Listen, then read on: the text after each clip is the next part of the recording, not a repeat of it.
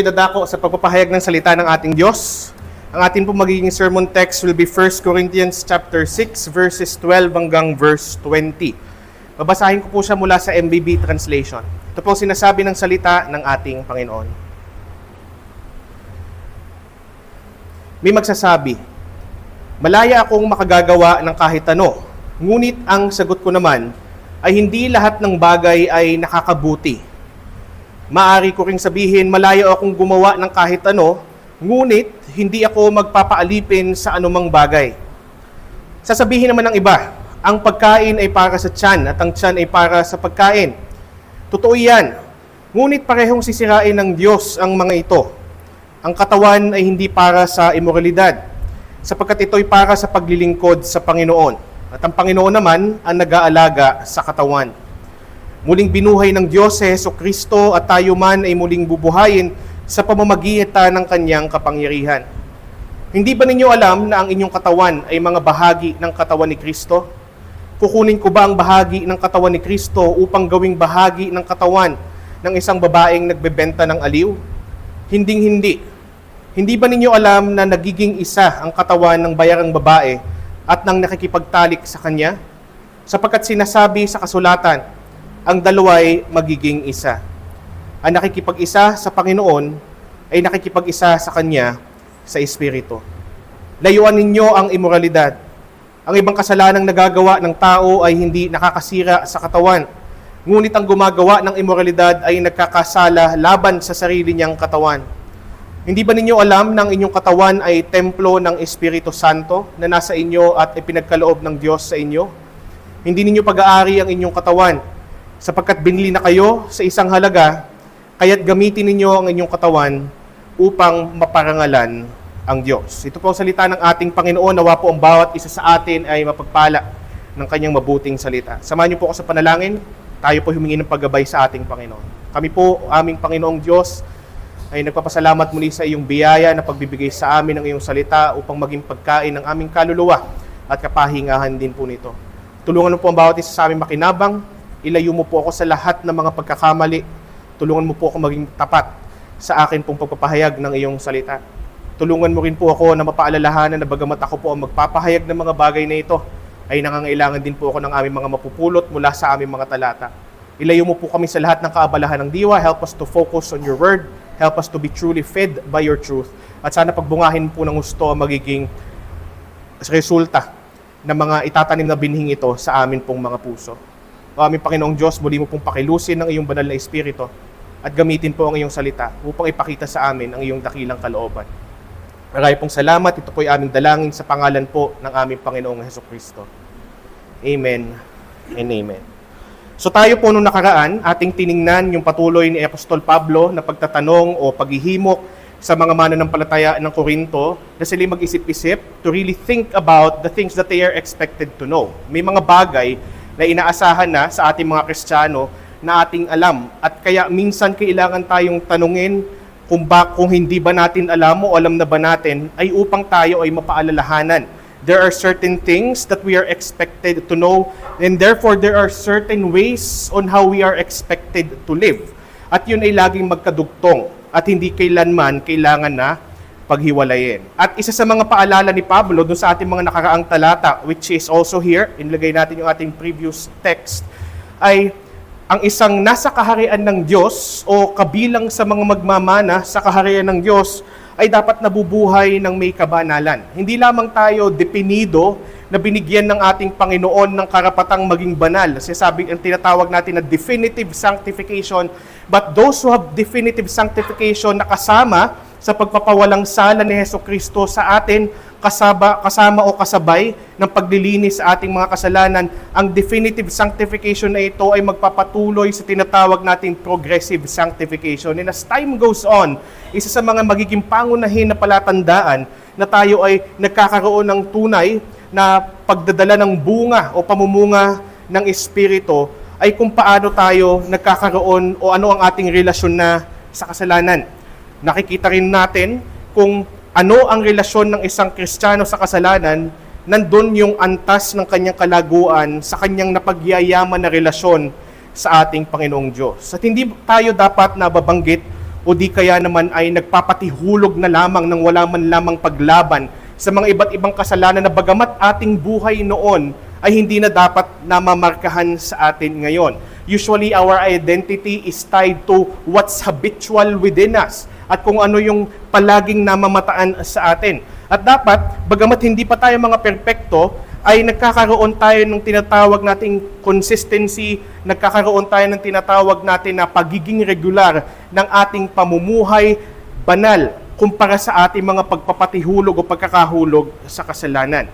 At laging ang paalala ni Pablo ay merong nakaambang o nakaabang na paghatol para sa mga tao na bagamat sinasabi nilang sila'y Kristiyano, ngunit walang buhay Kristiyanong namamataan sa kanila na sila ay walang bahagi sa kaharian ng ating Panginoong Diyos. Ngayon nakita natin na laging ang solusyon pagdating sa mga bagay na ito walang iba kundi ang ebanghelyo pa rin ng ating Panginoong Jesucristo. The same gospel that justifies any sinner would always be the same gospel that sanctifies them. Kaya sa bandang huli, itong mga talata natin nung nakaraang linggo ay muling ipinaalala ni Pablo kung ano ang ginawa ng Diyos para sa bawat mananampalatayang taga-Korinto at yun din ang laging paalala sa atin maging sa ating panahon. Tayo ay nilinis na sa ating mga kasalanan. Tayo ay ginawa ng banal ng Diyos. Tayo ay pinawalang sala na sa pamamagitan ng nag-iisang anak ng Diyos ang ating Panginoong Jesucristo at tayo ay patuloy na pinananahanan ng banal na Espiritu bilang isa sa mga unang resulta o tinatawag nating salvation blessing na ipinagkakaloob ng Diyos para sa kanyang mga inililigtas na individual. Now, there are lists of sins that we have tackled last Sunday dahil ito ay binigyang pansin ni Apostol Pablo. Again, these sins are not exhaustive but rather representative of sins in general. Pero, pagdating sa tinatawag nating dealing with sins, there is always and there must always be a given time sa ating mga buhay to deal with sins not just generally but specifically. Lagi natin tatandaan yon. That's why, di ba pagka sinasabi nating repentance involves confession of sin. At mayroon tayong tinatawag na sa wikang Griego na kapag tayo ay nagko-confess ng ating kasalanan sa ating Panginoon, what we do, what we are expected to do is to repeat. Pag sinabi nating to repeat, ay ating sinasang-ayunan ng ating Panginoon na ang ating kasalanang ating namamataan sa ating sarili, na ating nais talagang pagsisihan, ay kapag inamin natin sa Kanya, ay ating sinasama sa ating pag-amin na tayo sumasang-ayon sa Diyos na ito ay isang kasalanan. We agree. Definitely, when we confess our sins to God, we agree that whatever sins they may be, specifically, that it is wrong not only in the sight of fellow men, but most importantly, in the sight of our Holy God. At ngayon, sa pagpapatuloy ni Apostol Pablo sa kanyang narrative dito sa 1 Corinthians, ay i-address niya ang isa sa mga kasalanan na kung saan ay binanggit niya sa listahan ng ating teksto noong nakaraan. Now, he was speaking of this in general at first, now he's going to go specific. At kaya niya gagawin ito dahil ito ay isa sa mga kasalanan na talamak na nangyayari, hindi lamang actually sa mga taga-Korinto, ngunit sa iba't ibang lahi ng tao saan man sa daigdig. At ang kasalanan na tinutukoy dito ay ang kasalanan ng kahalayan. Sexual na immoralidad, pakikiapid. Ito ay pwedeng tawagin sa iba't ibang paraan, pero kung paano man ito tawagin, ito ay nananatiling nasa kategorya ng sexual na kasalanan. Ngayon, ng mga taga-Korinto, maging yung mga mananampalataya na nandito sa Korinto, mayroon sa kanilang patuloy na nagpapatangay, patuloy na nagpapatihulog sa tinatawag natin na sexual na immoralidad.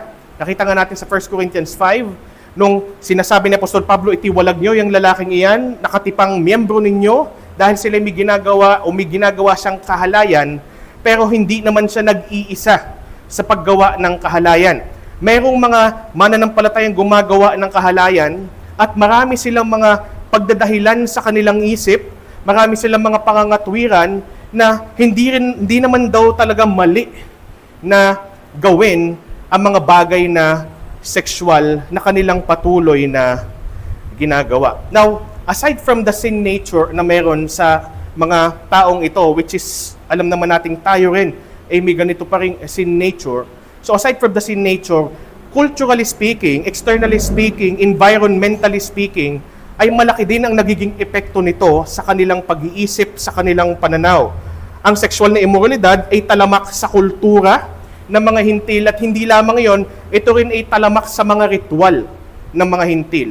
Ginagamit nila ito upang bigyang aliw at pagbigyan ng pita ng kanilang laman dahil para sa kanila, ang buhay, meron sa kanilang sumasang-ayon o humahawak sa tinatawag nating filosofiya ng hedonismo or hedonism in English. At ang ibig sabihin ng hedonismo, ang pangunahing layunin ng buhay ay ultimate pleasure. Iyon ang pinaka-prinsipyo ng filosofiya ng hedonismo. So therefore, kung nais ng aking katawan at ramdam ng aking katawan at may sasang-ayon naman na isa pang tao na gawin namin itong bugso ng aming damdamin marahil o bugso ng aming laman, ay ito'y dapat naming gawin dahil wala namang masama since the purpose of life is ultimate pleasure. So may mga ganon.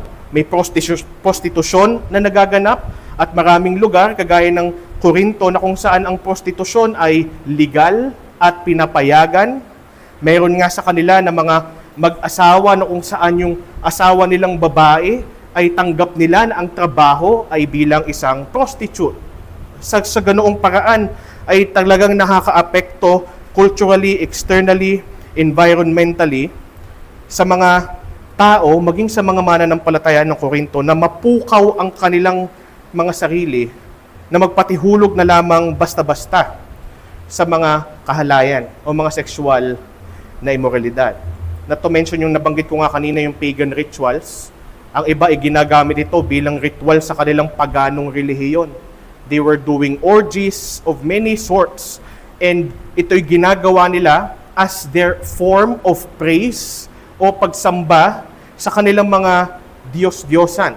At hindi iyon tama. Kaya nga isa sa mga sinabi sa Acts 15 na mga bilin sa mga mananampalatayang hintil ay kabilang sa mga ibinibilin ng banal na Espiritu doon sa sulat ni Santiago para sa mga hintil. Kabilang sa mga sinasabi ng banal na Espiritu na dapat iwasan ng mga mananampalataya ay ang pakikiapid o ang kahalayan dahil ito rin ay may mga ginagawa silang pagdadahilan na ito'y bahagi ng ritual ng kanilang dating relihiyon, ng kanilang paganong pananampalataya. Pero to quote again the Apostle Paul in our previous text, una sa lahat ang paalala niya, wala na kasi kayo doon.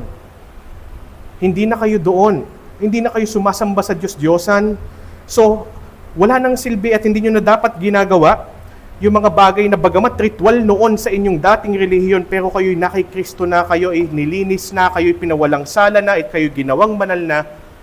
Those things are to be left behind, and those things are supposed to be seen as what they really are, at ito ay kasalanan. At sa pag-address ni Apostol Pablo patungkol sa kasalanan na ito further sa ating mga talata ngayon, in 1 Corinthians 6:12-20, isa sa mga sinabi dito ni Apostol Pablo ay hindi dapat ang ating katawan ginagamit sa sexual na immoralidad. Ito'y dapat sa paglilingkod sa Kanya na tumubos nito, sa Kanya na bumili nito. Sino yon? Si Jesucristo, na kung saan ay siyang nangangalaga sa ating katawan, verse 13, at muling bubuhayin ng ating mga katawang ito oras sa tayo ay pumanaw sapagkat yung bahagi ng pagtubos sa atin ng ating Panginoong Jesucristo.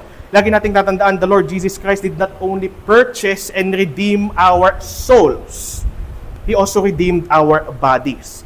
Na bagamat hindi pa natin nakakamtan ngayon yung tinatawag na karanasan ng pagtubos ni Jesucristo ng ating katawan, pero may takdang panahon na kung saan ito'y ating matatamo.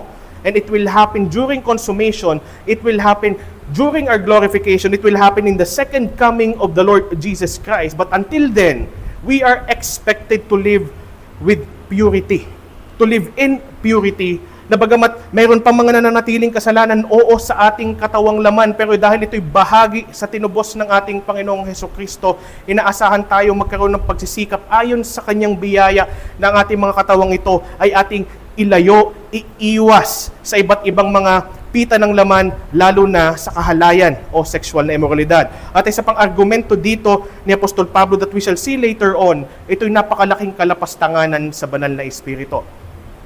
Dahil ang ating mga katawan, whether we believe it or not, ay templo ng banal na espiritu. Sa madaling salita, as unworthy or as we are unworthy, ikaw ay pinananahanan.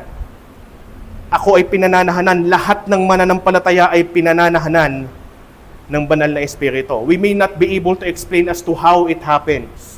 Siya ba'y parang si Naruto na may Kage-Bunshin technique at siya ay nananahan sa iba't ibang mananampalataya? In what sense is the Holy Spirit indwelling each and every believer? We may not be able to explain further dahil ito'y kapasidad ng Diyos. Tayo ay limitado lang. Hindi mo natin may paliwanag kung paano nangyayari yun, pero isa to sa mga katotohanan hindi natin maitatanggi na parating ipinapaalala sa atin ng Diyos mula sa banal na kasulatan.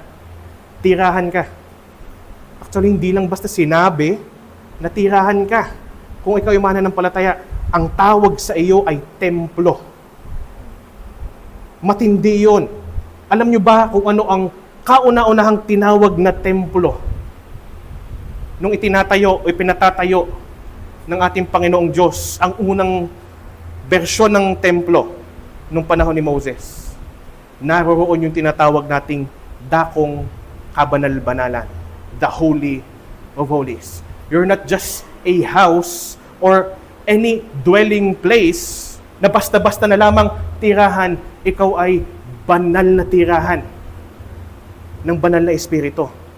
Kaya napakalaking kalapastangan at sasabihin ito talaga ni Pablo sa banal na espiritu at sa ating Panginoong Jesucristong tumubos maging sa ating katawan na ating iugnay ang ating mga sarili sa katawan ng isang prostitute o di kaya naman tayo ay mag-engage ng sexual immorality kung sa mga may asawa na sa kanilang hindi asawa at kapareha sa Panginoon, o di kaya naman para sa mga hindi pa nag-aasawa ay mag-engage sa ganitong klaseng aktibidad ng labas sa permiso ng Panginoon, labas sa regulasyon ng Panginoon na maaari lang mangyari at pinapayagan lang ng Diyos mangyari ang mga bagay na ito kung ito'y naaayon sa kanyang kondisyong inilagay, kanyang regulasyon na inilantad, hindi para tayo ay parang paghigpitan, ngunit tayo upang pag-ingatan o proteksyonan na isa sa mga napakagandang biyaya na ibinigay ng Diyos. Alam niyo, ang pakikipagtalik ay isa sa mga napakagandang biyayang ibinigay ng Diyos.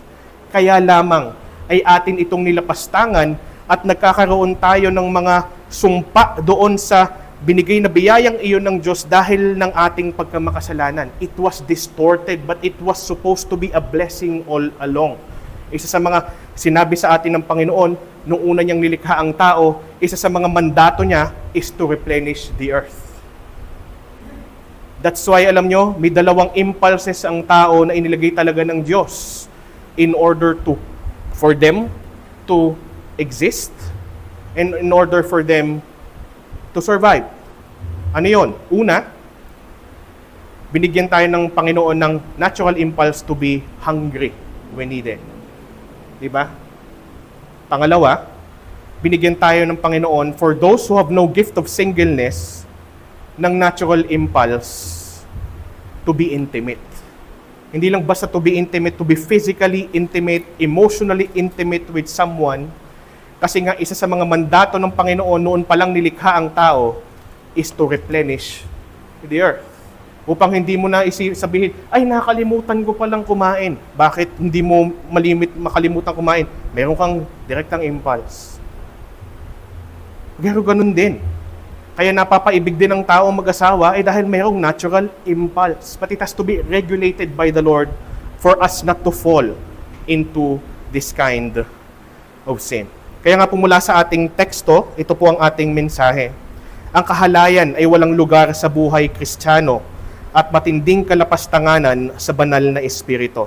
Ang kahalayan ay walang lugar sa buhay Kristiyano at matinding kalapastanganan sa banal na espiritu. Dalawang bagay ang ating kukunin mula sa mga sinasabi ni Apostol Pablo dito upang ating mas lalong maunawaan, mapaalalahanan tayo patungkol sa kung anong dapat mga panuntunan na ating tingnan at kung paano natin dapat tratuhin yung tinatawag natin na biyaya ng pakikipagtalik upang siya ay hindi maging sexual na immoralidad.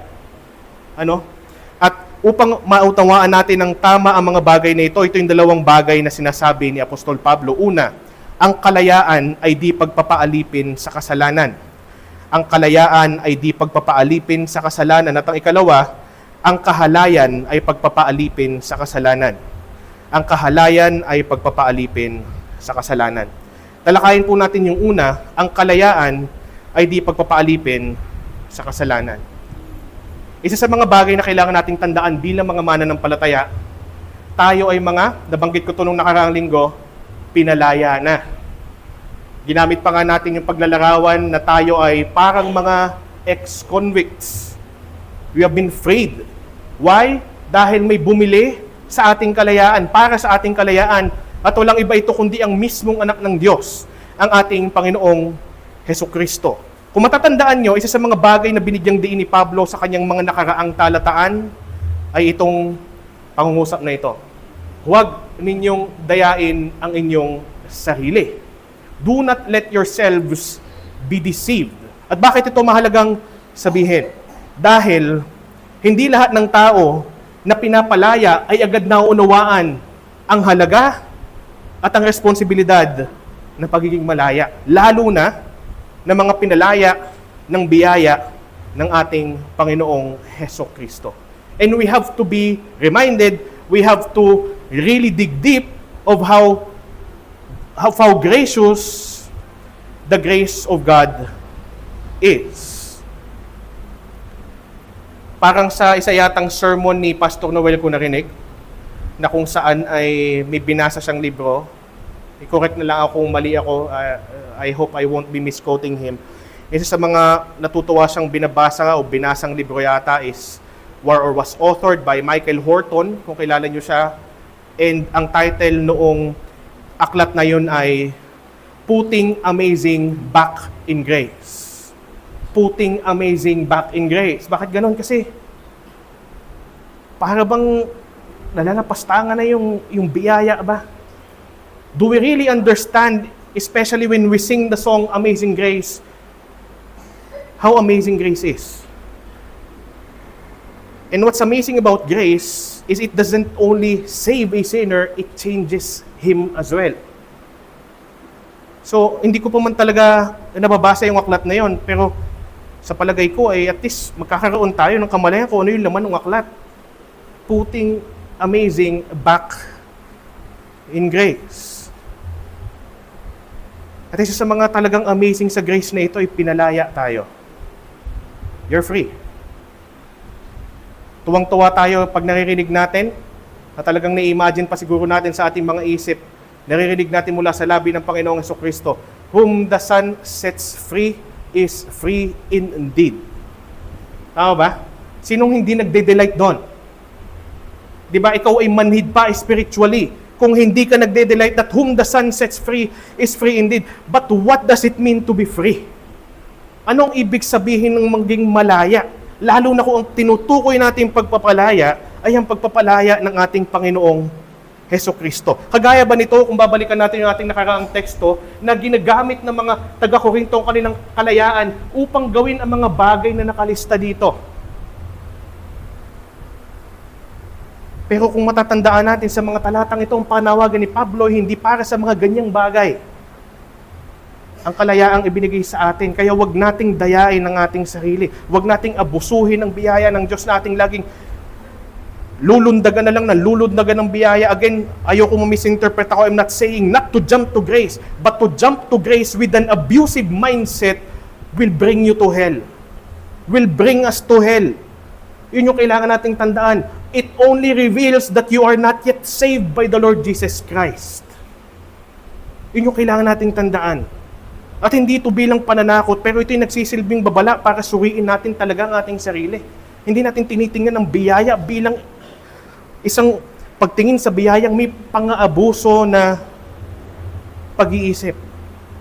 Kaya nga dito, sinasabi ni Apostol Pablo, kumbaga inuunahan na niya ang mga taga-Korinto kasi ganito malamang ang kanilang magiging pagdadahilan. Sabi ni Apostol Pablo in verse 12, may magsasabi, Malaya akong makagagawa ng kahit ano. Totoo ba yon? Oo naman. Bakit? Binigyan ka ng Diyos ng kapasidad mag-isip. Binigyan ka ng Diyos ng iyong sarili upang magdesisyon ka para sa iyong sarili. At isa pa, pinalaya ka ng Diyos, hindi ba? Sa kanyang biyaya. Pero again, kailangan nating i-define what that freedom really means. Malaya akong makagagawa ng kahit ano. Sabi ni Paul, may magsasabi nito. Ngunit ang sagot ko naman, hindi lahat ng bagay ay nakakabuti. Ilang beses natin itong ginawa sa ating sarili. Pwede ko namang gawin to without thinking, ito ba ay makabubuti talaga? Ito ba ay makapagdadala ng magandang patotoo ko bilang kabilang sa kaharian ni Kristo? Ito ay isang kasalanan na kinahuhulugan ng mga taga-Korinto. At sa kanyang pagsasaway ni Pablo sa kasalanan ng kahalayan, ito ang kanyang unang sinabi. Malaya akong magagawa kahit ano. Pwede ko namang gawin yan. Nakaramdaman ko, may sumasang-ayon sa akin na pwede namin gawin ito ng magkasama. Gawin namin pribado para wala nang iba makaalam. Pero ang tanong, yan ba yung makabubuti? Sunod, maaari ko ring sabihin, malaya akong gumawa ng kahit ano. Anong sunod na sinabi ni Pablo? Ngunit hindi ako magpapaalipin sa anumang bagay. Pag tinignan natin itong mga bagay na ito, hindi ba? Parang ang contradicting. Malaya akong makagagawa ng kahit ano pero hindi ako pagpapaalipin sa kahit anong bagay. Paano mo pagtatagpo ang dalawang salitang ito na ginamit sa isang pangungusap? Malaya ako pero hindi ako magpapaalipin. Anong gustong sabihin dito ni Pablo? Hindi lahat ng mga malaya nating nagagawa ay nagpapalaya sa atin. Pwede tayong magkaroon ng pakiramdam na tayo'y malaya. Pero kung ating ginagawa ay kasalanan, pwede pa rin nating maramdaman actually most of the time. Parang our emotions dictates that we are most free when we are able to what? To say yes to what our flesh wants. Malayang-malaya ako. I feel alive. I feel delighted. Pero kahit ano pang ating nararamdaman, kaya nga mga Kristiyano, bagamat hindi natin itinatanggi that we ought to have emotions, we are not supposed to be emotion-driven individuals. We don't decide based on emotions, we decide based on convictions. Let emotions just be a mere experience, period. Don't let it drive our decision-making. Don't let it drive our motivations, our actions. Let emotions just be a mere experience. Pero kung ating titingnan mabuti, sa mga panahong akala natin at pakaramdam natin na tayo malayang-malaya, yun pala, lalo tayong nagpapaalipin. Lalo nating ikinakadena ang ating mga sarili sa pagpapaalipin sa kasalanan. The more we sin, yes, the feeling is as if we feel alive, pero only to realize one day when it's already too late. Yung akala nating malaya, tayo pala ay nakakadena ng napakahigpit at ng napakakapal na kadena dahil tayo naging alipin sa kasalanan. Ano nangyayari? The more we sin, the more we like to sin. Hindi ba? Hindi na tayo makontento na ito lang ang dosage ng kasalanan. We go far and far and far and far and far. Ang sinabi nga ni Pablo nung siya ay nagsulat ng aklat ng Roma, yung mga nagiging mahalay, habang tumatagal, lalo pang nagiging mahalay, hindi na sila nakukontento na ang kanilang kahalayan ay ine-express lang nila sa opposite gender, maging sa mga same gender ay kanila na ring ine-express ang kanilang pagiging mahalay. Ano nangyayari? It evolves, it escalates, it intensifies furthermore. At kung ating titingnan mabuti, tama ba ang emosyon mo na you feel alive, you feel free, only to realize what you really are is chained more deeply. Lalo tayong nakakadena. Tingnan nyo, oras na tayong matauhan, na talagang karumal-dumal sa harapan ng Diyos ang ating ginagawa, ito may sexual na immoralidad o hindi, napakahirap kumawala. Hindi ba? Kaya nga sa totoo lang, napakahirap magkaroon ng tunay na pagsisisi sa kasalanan. Because it involves eagerness to see justice done. Sabihin, it involves really turning away and making right. Though we will not be saved by that, but it proves that the one who does it is saved in Christ. Kung ating titingnan mabuti, I feel alive, tapos mamaya iiyak-iyak tayo kapag tayo natauhan na, tapos hirap tayong kumawala. Bakit? You were never free in the first place, even if you think you were. Yun yung ating kailangang tandaan. Kaya ang ganda nung sinabi ni Pablo dito, malaya akong gumawa ng kahit ano, ngunit hindi ako magpapaalipin sa anumang bagay. Sabi nga rin, mula rin kay Apostol Pablo, in Galatians 5:1, ito rin ang kanyang sinabi sa mga taga-Galacia, malaya na tayo dahil pinalaya tayo ni Kristo, kaya magpakatatag kayo at huwag nang paalipin pang muli. And then in Galatians 5:13, on the same chapter, he said, mga kapatid, tinawag kayo upang maging malaya. Ngunit huwag naman ninyong gamitin ang inyong kalayaan upang masunod ang hilig ng laman, kundi maglingkod kayo sa isa't isa sa diwa ng pag-ibig. Do not use freedom to indulge the flesh. That is what freedom really is. Hindi tayo pinalaya ng Panginoon upang tayo maging malayang magkasala, ngunit upang tayo palayain sa pagkakasala, and it makes all the difference in the world. Ang layo ng diferensya. Ganun ang pagpapalaya ng ayon sa soberanong biyaya ni Hesukristo. Laging ang layunin ng Diyos ay ang kanyang pangunahin at pinakalantad na katangian. Ano yon? Kabanalan. Hindi mo na mapansin? Nung ang tao ay nilikha siya ayon sa kabanalan ng Diyos. Nung ang tao ay magkasala, nagkaroon ng pagsasaagawa ang Diyos, pagsisimula ng pagtubos, na ang layunin ay ihulma tayo sa imahe ng kanyang banal na anak. At pagdating ng panahon, ito'y mahuhusto, na hindi lang ating kaluluwa ang banal, ngunit maging ang ating katawang ito. It's always about holiness for God. Kaya ang paalala ni Peter, since He who called you is holy, be holy for He is holy. Gamitin natin ng maayos ang ating kalayaan.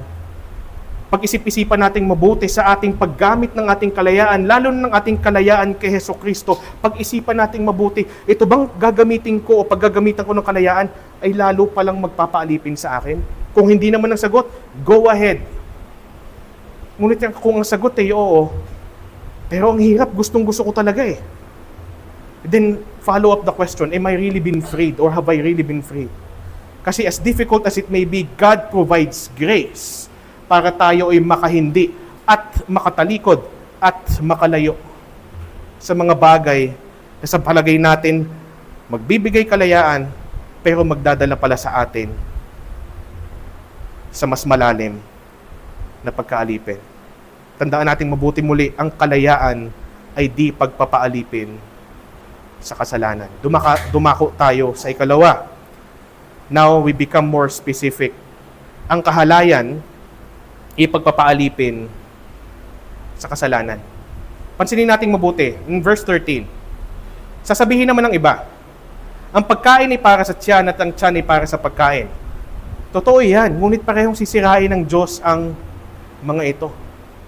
Ano kaya ang ibig sabihin ni Pablo nung sinasabi niya, nasasabihin naman ng iba, ang pagkain ay para sa tiyan at ang tiyan ay para sa pagkain?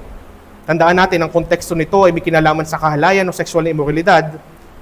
So, ang sinasabi dito ni Pablo ay huwag tayong padala sa kung ano ang iniuudyok ng ating katawan. Sabihin natin, ay, nagugutom ako,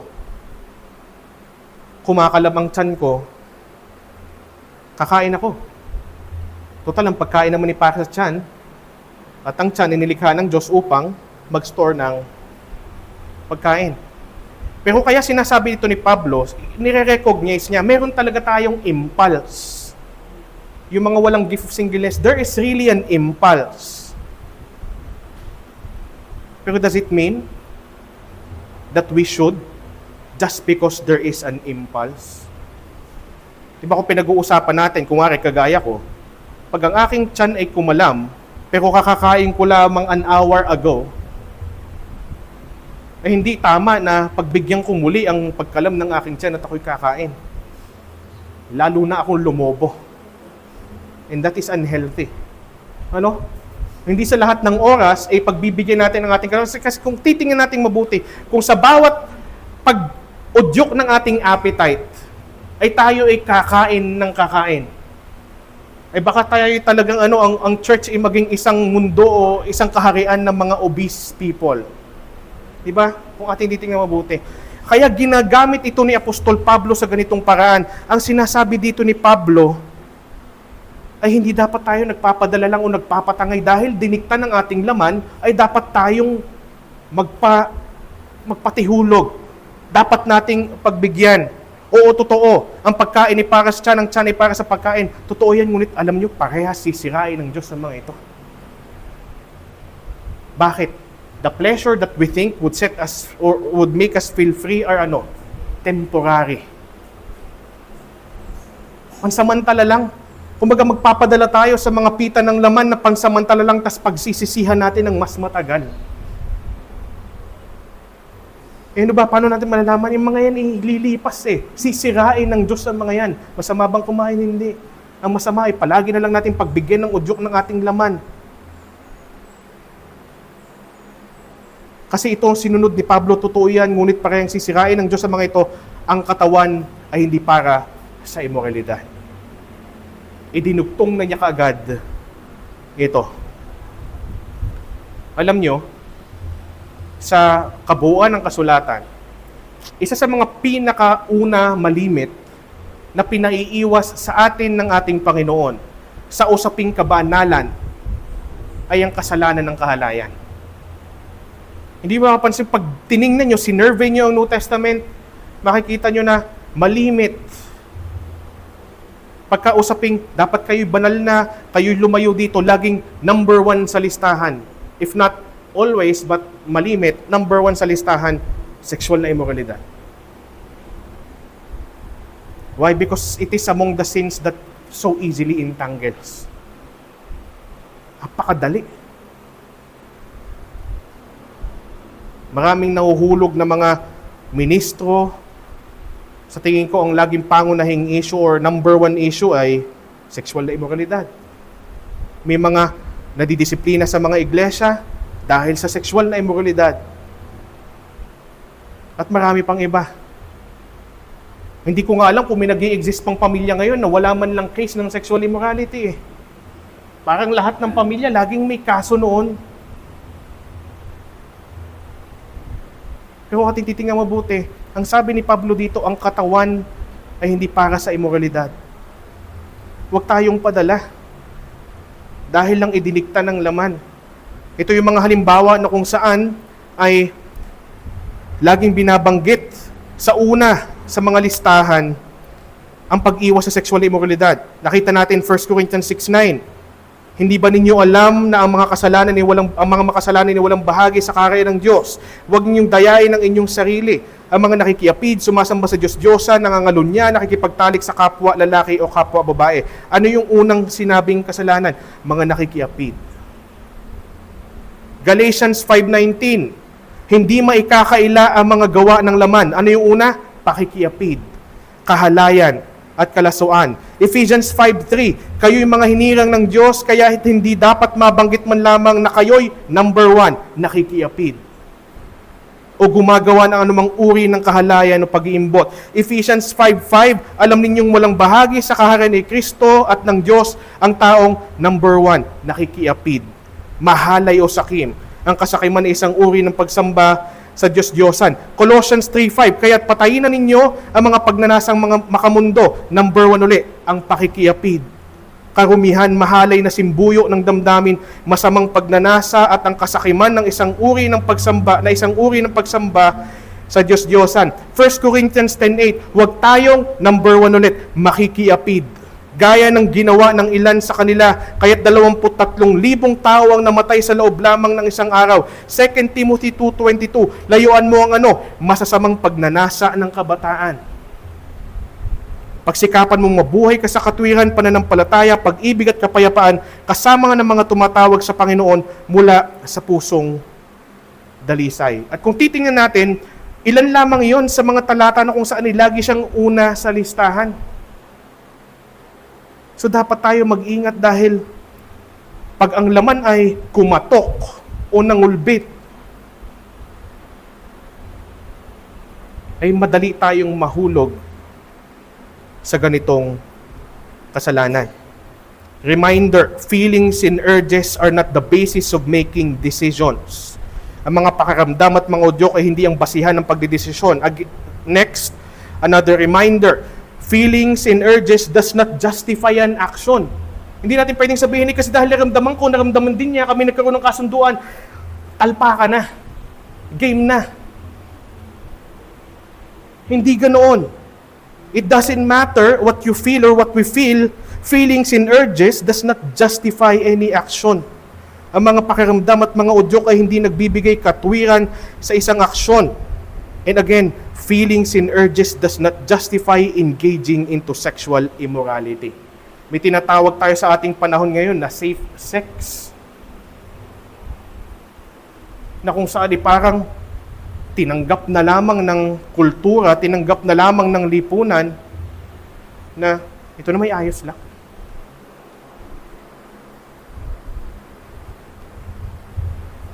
Pero ang totoong safe sex ay yung hindi lumalabas sa regulasyon ng Diyos. Kung yun ang pag-uusapan natin, yun lang ang nag-iisang pamantayan ng tinatawag natin na safe sex. At isa pa, ang dahilan dito kung bakit hindi tayo dapat nag-i-engage sa ganito, unang dahilan, tinubos ka ni Kristo maging ang iyong katawan at inaalagaan ni Kristo ang ating katawan. Isipin natin mabuti, tayo ay naghihimagsik sa taong nangangalaga sa ating katawan. Kaya nga ang sabi rito, ang katawan ay hindi para sa immoralidad sapagkat ito'y para saan? Hindi sa paghihimagsik sa nangangalaga at tumubos ng ating katawan, ngunit para sa paglilingkod sa Panginoon. It is to serve, not to engage into sexual immorality. Bakit? Kasi hindi ka lang inaalagaan ng Diyos ngayon, hindi lang inaalagaan ng Diyos ang ating katawan ngayon, ngunit muli niya itong bubuhayin. Verse 14, muling binuhay ng Diyos sa Jesucristo, tayo man ay muling bubuhayin sa pamamagitan ng kanyang kapangyarihan. That's how precious your body is. Not to exalt your self-esteem, not to tickle your ego, pero to exalt the grace of God. Para tayo ay maging sobrang loose lang, napakaluwag, napaka hindi maingat, napakapadalos-dalos sa ating mga demeanor, sa ating pakikitungo, sa ating kapwa mananampalataya, in the opposite gender, o maging sa mga hindi natin kapwa mananampalataya in the opposite gender. Hindi ba ninyo alam? Again, 6 na beses sa kabanatang ito, tinanong ni Apostol Pablo, ang hindi ba ninyo alam? Nandito yung ika-4, ika-5, at ika-6. Nasa verse 15, nasa verse 16 ng isa, at ang isa ay nasa verse 19. Makikita natin ito. Hindi ba ninyo alam? Verse 15. Verse 16, hindi ba ninyo alam? Verse 19, hindi ba ninyo alam? So ganyan kaano si Pablo na magpaalala. Talagang idinidiin niya. Hudyong-hudyot siya talaga dito.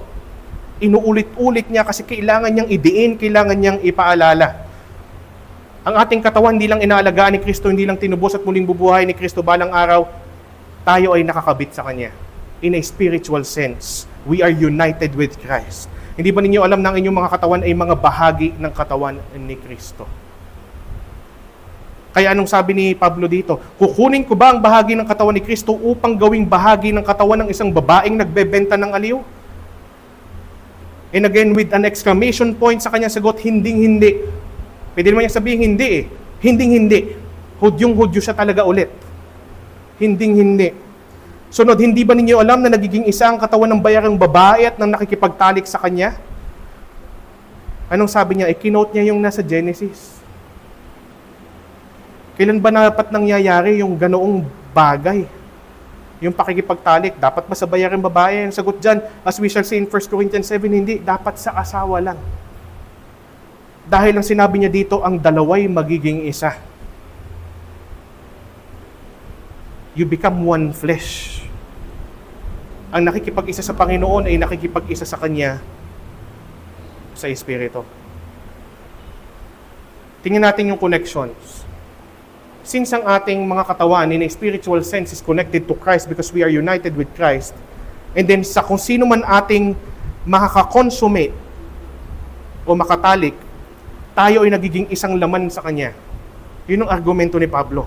Ba't mo iuugnay? Ang sino mang iugnay natin, kanino man tayo makipag-isang laman, ay iniuugnay natin kay Kristo. That's why you ought to be careful. Dahil si Kristo ayaw niyang makaugnay sa paraang pagkakasala. Di balik kung regulated ng marriage as biblically and explicitly revealed by Scripture that we should follow.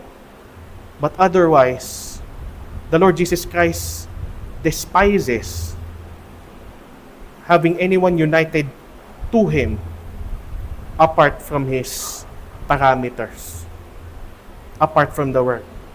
Kaya anong sabi rito? Layuan ninyo ang immoralidad. In English word, flee. Dito naman natin malalaman kung ito'y talagang mapanganib na kasalanan. Madali tayong mahulog dito kasi ito'y natural na udyok ng laman. Paano tayo lalaban? Ang sagot, takbo palayo. Layo. May dalawang paraan upang labanan ang kasalanan. That is to confront it head-on and to flee. Now, there are certain sins na malinaw na sinasabi sa Biblia that we should confront head-on. Ngunit ang sexual na immoralidad o kahalayan is isa sa mga pinakamalinaw na sinasabi ng kasulatan that we don't confront head-on. We flee. Sa tuwing babanggitin, layuan ninyo, flee. Layo. Takbo. Bakit ang ibang kasalanang nagagawa ng tao hindi nakakasira sa katawan, ngunit ang gumagawa ng immoralidad ay nagkakasala laban sa sarili niyang katawan? You're not just sinning against the soul, you're sinning against your own body.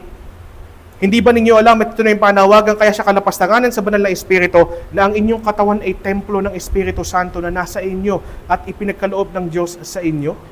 We are supposed to know that, we're expected to know that, and we're supposed to live as people actually indwelt by the Holy Spirit, as people who are really temples of the Holy Spirit. At isa pa, ito yon. Ang kahalayan ay pagpapaalipin sa kasalanan. Pero dapat tayo, kung tayo man ay papaalipin, hindi tayo papaalipin sa isang bagay na kung saan ay tinubos palayo. Kanino dapat tayo paalipin? Sa Kanya na tumubos sa atin. Kaya ang sabi dito, pinakahuling argumento at pinakamahalagang argumento, hindi ninyo pag-aari ang inyong katawan. Kung ikaw yung mananampalataya, hindi lalo na mahalaga ito sa ating maalala o paalalahanan, hindi natin pag-aari ang ating katawan. Bakit? Tinubos na tayo sa isang halaga. Ano ang halaga? Si Kristo.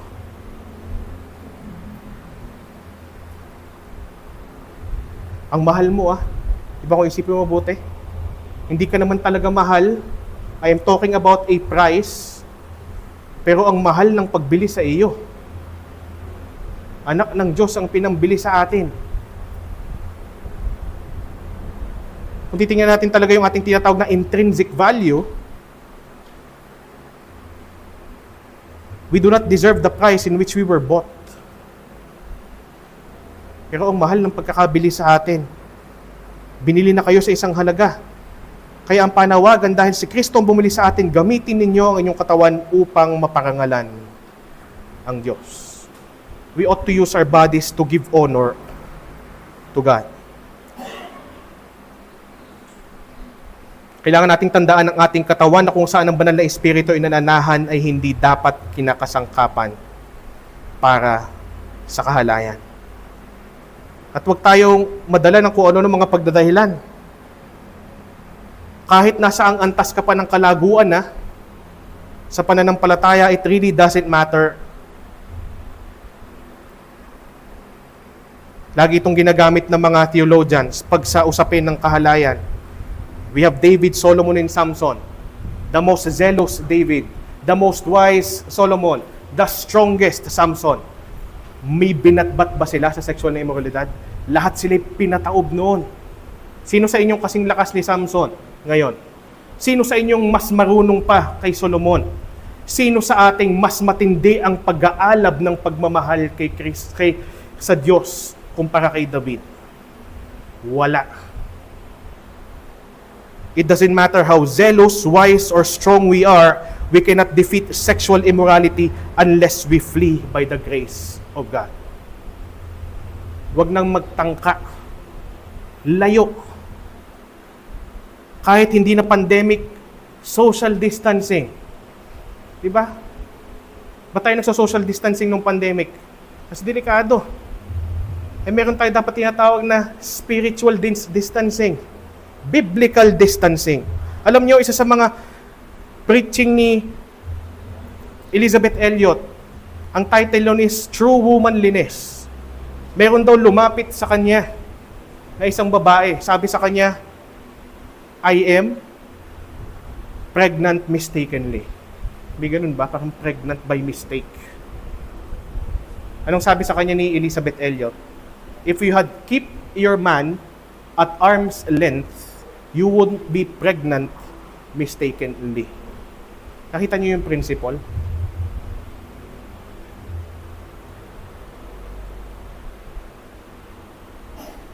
Hindi yun, kumbaga, ang higpit naman.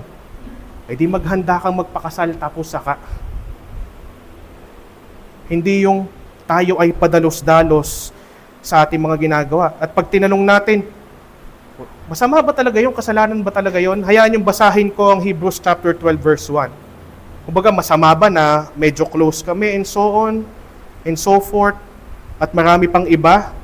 Marami sa ating tinatanong na ganyan ay dahil nakikita natin sa mga pelikula, sa mga kultura, maaring nakasanayan nating dati at maaring nating intindihin. Pero hindi ibig sabihin na yun ang biblical na pattern.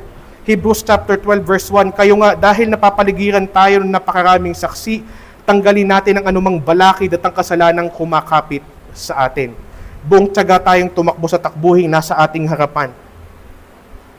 Ang sinasabi dito ay hindi lang natin dapat tanggalin yung mga kasalanan, definitely kailangan na muna nating tanggalin ang mga balakid at ang mga kasalanan. Not just sins. No, ito yung expound ni John Piper at makikita niyo yung exposition niya sa text na ito, Hebrews 12:1. Makikita niyo sa YouTube, napaka-popular nun. Don't just ask what's wrong with it. Kasi kalimitan, tanong natin, may masama ba doon? Ang sabi ni Piper, don't just ask what's wrong with it. Don't just ask, is it a sin? That's about the lowest question you can ask in life. What question should I ask if it's not, is it a sin?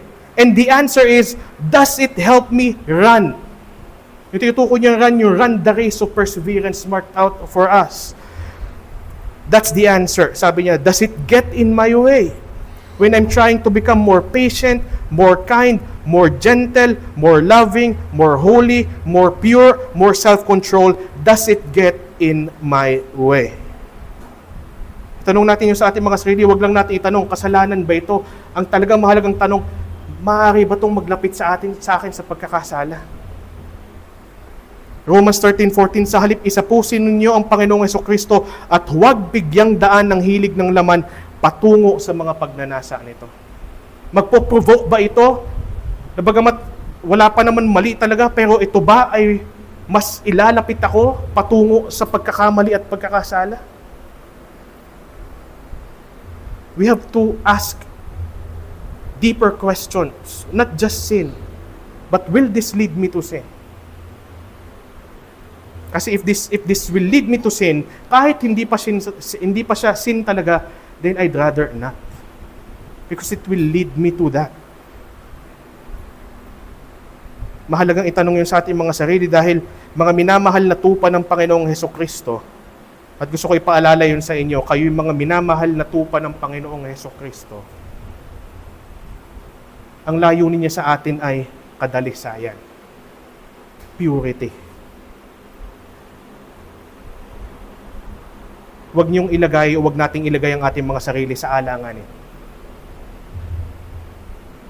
Hindi natin nakikita ang isa't isa sa parate.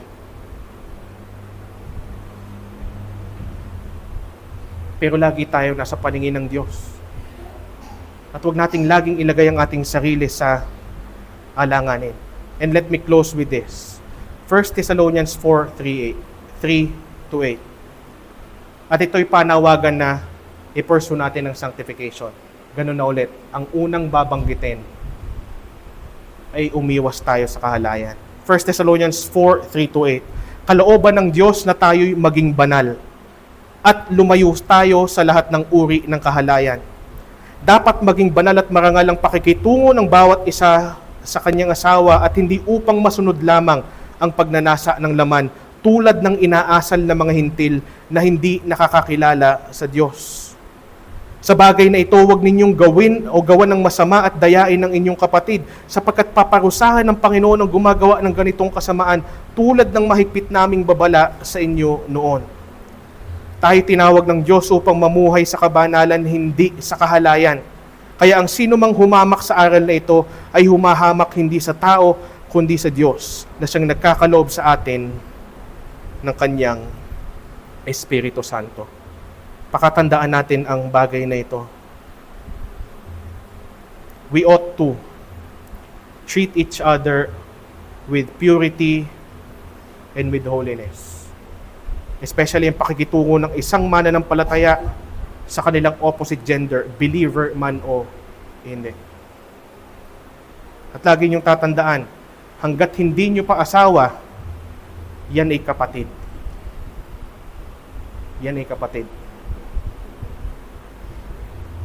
At kung babasahin niyo yung mga binili ni Apostol Pablo kay Timoteo, na tratuhin dapat natin ang ating mga nasa opposite gender bilang kapatid ng may kadalisayan.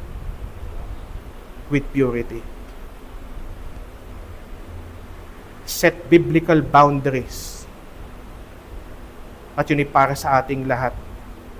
Sa ating pakikitungo sa ating opposite gender. At bago ko tapusin ito talaga, opposite gender ha, walang same gender. Homosexuality, baka isipin ng iba, parang nakawala yung mga homosexual. Hindi ko kayo papalampasin. Nandun kayo sa huli. Homosexuality is still sexual immorality. Lagi nating tandaan ang mga bagay na yan. Lagi nating alalahanin ang Ebanghelyo upang ating maalala ang kadalisayang nilayon at nilalayon sa atin ng Panginoong Hesukristo. Lahat tayo magtulungan. Di ba? Walang church na puro babae, walang church na puro lalaki. It's always a mixture of only two genders. Yun ulit. Hindi LGBTQIA, A, B, C, D, E, F, G, hindi ganoon. It's always a mixture of opposite genders. So tayo na magtulungan sa isa't isa. Let's set biblical boundaries. Biblical distancing. Na kahit hindi na pandemic, tandaan natin parati, may pandemya pa rin ng kasalanan. Until glorification comes, always remember, may pandemya pa din ng kasalanan. Sana mga bagay na ito ay magdala sa atin ng biyaya at kapayapaan. Samahan niyo po akong manalangin at tayo magpasalamat sa Diyos sa Kanyang inihaing salita sa atin. Salamat po aming Panginoon sa mga bagay na ito na ipinagkaloob mo sa amin. Sana ito'y pagbungahin mo ng gusto sa aming mga sarili para po sa karangalan ng iyong pangalan, o aming Panginoong Diyos. Nawa po ay maluwalhati ka sa kung paano namin gamitin ang aming katawan at kung papaano namin pakitunguhan ng aming kapwa kapatid sa pananampalataya, especially our opposite gender, upang hindi kami mahulog sa isa sa mga napakatinding kasalanan na pinag-iingat mo kami. At ito po ay ang sexual na immoralidad o kahalayan. Marami pong salamat po aming Panginoong Diyos sa pagtubos mo sa amin, hindi lang ng aming kaluluwa, ngunit ng amin ding katawan. At tulungan mo po kami nakasangkapanin nito upang paglingkuran ka at mamuhay kami na pinangangalagaan nito, iniingatan ang purity nito, at hindi lamang yun o aming Panginoong Diyos, aming kinikilala na ito'y binili mo sa pamamagitan ng iyong sariling anak. Hindi namin ito pag-aari na. So gamitin mo po kami, Panginoon, sa kung anumang paraan para po sa iyong kalawalatian. Maraming pong salamat. Ito po'y aming dalangin o aming Panginoon. Sa pangalan po ng aming Panginoong Jesucristo. Amen and amen. Magstayo po ang lahat. Tayo po ay... This sermon was preached by Pastor Francis Talon of New Life Reformed Baptist Church. We warmly invite you to join us every Sunday for our preaching and worship service at 9 a.m. Come and hear God's word faithfully proclaimed. To God be the glory.